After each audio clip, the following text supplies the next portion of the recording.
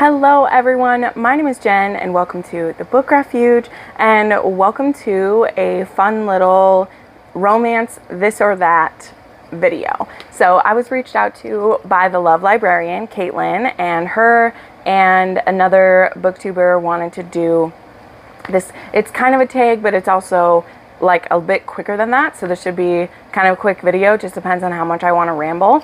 I will hopefully have remembered to add in, because I'm filming this a bit ahead of time. We're not posting this for a couple of weeks, but I'm already made up and looking adorable, so I'm going to film it now. I will hopefully have linked some of the other girls down below that are the women who are doing this, and you can go check out theirs too. So this is a little bit of like a get to know a like romance booktuber too, because it's a lot of questions that I feel like you want to know about the person you're watching reviews from. So I think we have about like 20 of these, maybe a little less. And again, it's gonna be kind of real quick, but like I'll give a reason, and it's just gonna be like, do you like this more than this or whatever? Okay, so we're just gonna go down these and see how it goes. A fun little quick video for once, I hope. So the first one is Cliffhangers or an HEA. So number one, see, I'm already have to talk about. I think it depends. Preferably, I'd like to say an HEA, because I find very often that an author didn't need there to be a cliffhanger. They either are drawing things out so they can put more books out, and I'm just saying, I know that that happens, and I know that there are legitimate reasons for like financial, but as a reader, it's not a super great experience when there's a cliffhanger, but then a book is coming a month later. And it's like, you're just doing this to get more money out of me, where if you wrote it as one book and it was a 600-page book that you gave me, like, you'd still get the same number of page flips, you know, if you're KU, and I don't have to wait. So I generally want it to be an HEA. Now, there are some books, like it's a fantasy series, and there's cliffhangers that aren't fun, but there's enough story that it needs to be longer, right? Like Throne of Glass, there are cliffhangers at the end of most of those. And I adore every single book because there's more going on. So it depends. I love an HEA, and I would pick that for 90% of the time, because it's very specific books I think that a cliffhanger is okay. Hardcover or paperback. For display purposes, I would pick a hardcover. For actually reading with my hands, I would pick a paperback. And since most indie authors do paperbacks and they are cheaper, I would pick paperback. Angsty or Cutesy. I don't really super love the choice between whether it's angsty or cutesy, because I think, like, I don't think the opposite of angsty is cutesy. I think the opposite of angsty is like smooth and low drama, and I'd rather have that. But we can go with cutesy. I mean, some of my favorite books ever are angsty, but in general, I would rather read a book with angst than a book that's angsty. But I would pick cutesy, even though I like a lot of dark romance. I like dark romance where like the hero is cutesy to the heroine. So yeah. Emotional or rom-com. I think I would pick emotional, but I don't necessarily want emotional to be, as I said, angsty. But I just find not a lot of authors write rom-com very well, or have enough spice in a rom-com. Like, I think a lot of people / authors who write romantic rom-coms, they're not as spicy as I want them to be. So if you're gonna be funny, you still need to bring the heat, okay? Like Juliet Cross does with her new release, Bright Like Wildfire. Funny and very sexy. It works. Standalones or series. So I would actually pick series. I really like when you get to know characters and then they get a book. Standalones, again, I like those when like there's an HEA, but if an author has created a really great world, I want to stay there. So series is usually what I would pick. Booktok or Bookstagram. Bookstagram, don't even have to think. But the real answer is BookTube, where we're at right now. Neither Bookstagram nor Booktok, in my opinion, do people fully express their opinion in an intelligent manner. Some Booktoks do, okay, they do, but they just provide a space for clapback way too easily. People or object covers. People covers, I don't have to think about that. There are some very beautiful object covers, particularly in fantasy, but in contemporary or paranormal, I want people. And since I read mostly contemporary and historicals too, like, I want people on my covers. New releases or backlist? Well, I think new releases, because for a lot of authors, things just get better and better. I like being able to binge a backlist. You know, when I'm really liking an author, I like to be able to have the whole series out and read it. However, I don't know, I love anticipating a new release. You know, I love when I've waited for months and I finally have it in my hands and then it's just as good as I was hoping because this author has gotten so much better. So yeah, I think new releases. TBR or free-for-all? You know, I'm a mood reader, but I do value a TBR now more than ever. Ever since I've been on BookTube, I've made TBRs just because I share this whenever I give advice. Having videos that you know you're going to make are just good for your channel. But there were times when I first had this that I read like only 1 or 2 books from my TBR, but I would read 40 books in a month because I'm not super great at anticipating my mood. But now, because there are so many books that pull at my attention, I like having more structure, and I still like being able to choose between, like, I like being able to mood read within my TBR, as it were. And really the only books I have to be like strict about are the ARCs and my book club books, and those are only a few. And now I also have Patreon books that I need to annotate. So at least 12 to 15 books a month are like I have to read them in that month, and then everything else is kind of just a suggestion. They're books that I own that I wanted to get through. They're books on, you know, backlist of authors I want to get to. They're audiobooks I already purchased, so things like that. So yeah, but a TBR, I do choose a TBR because with a free-for-all, sometimes I find I can more easily get book slumpy because I'll be hopping from book to book, where when I have a TBR, it's kind of like, okay, you need to read all of these, just pick one that's good and keep going. Open door or fade to black? I feel like I don't have to answer that one. I don't want there to even be a house around the room. Give me all of it.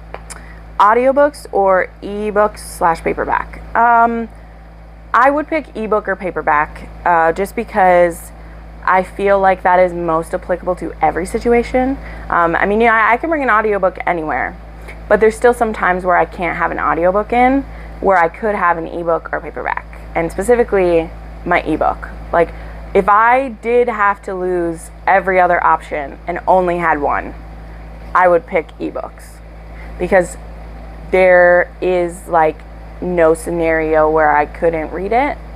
I mean, well, granted, okay, if there was no power somewhere, but as long as I have my phone, I have an ebook. If it's dark, I'm in bed. If I'm outside and there's no light, if I'm in church and I can't be reading something else, you know, like, I can have an ebook. So I would choose that. Audiobooks are still fantastic, but those are also available on my phone at all times. So it's like, yeah, but I would pick ebook. Kindle or nah? Kindle. I have to have a Kindle. Matte or glossy? Matte. And I still don't understand why authors pick glossy covers when they are indie authors, because from every author I've talked to who does their own formatting, there is no difference between the price for a matte and a glossy book. It's a button you click that you choose matte over glossy, at least if you're using KDP or some of the others. And if you as an indie author, let me say this, if you as an indie author want ease of photography of your books, not just for you, because there's a really funny TikTok out there from Misty Walker who like bought a light box to take pictures of her books, and she has shiny covers, and so it was very difficult to get good pictures of her books. And it's hard for me, who I love photographing books, and I'm very much working on upping my photograph game, why they choose glossy covers. Like, they are so much harder to photograph. I don't even have one right around me because I don't put those on these. Choose the matte. Choose the matte cover, 1000%.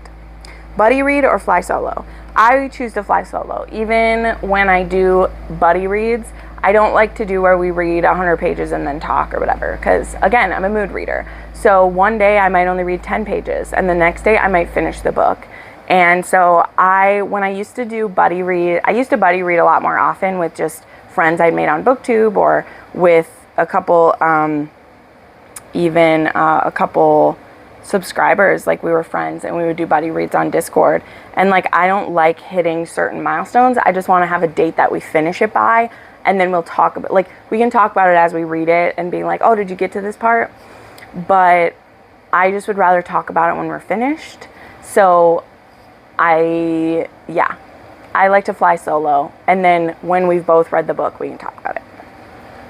Small town or dark romance?